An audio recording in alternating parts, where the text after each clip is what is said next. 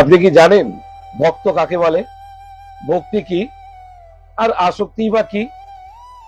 যদি না জেনে থাকেন তাহলে সংক্ষেপে জেনে নিন।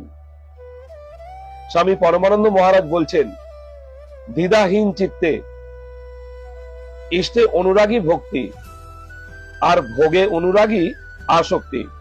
অর্থাৎ দ্বিধাহীন বা সংশয়হীন ভাবে মনের মধ্যে সদা সর্বদা ঈশ্বরকে স্মরণ করা, মনন করা, চিন্তন করা, ঈশ্বরের প্রতি প্রেম, অনুরাগী হলো ভক্তি। আর মনের মধ্যে অর্থ, টাকা, পয়সা ইত্যাদির প্রতি লোভ, লালসা এবং শরীর ভোগ করার যে প্রচেষ্টা, সেটাই হলো আসক্তি। আর ভক্ত তাহলে কে?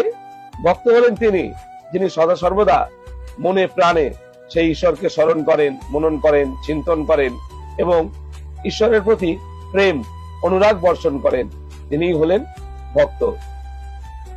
তাই সবাই খুব ভালো থাকবেন, আনন্দে থাকবেন। জয় শ্রী ঠাকুর, জয় শ্রী মা, জয় পরমানন্দ মহারাজ।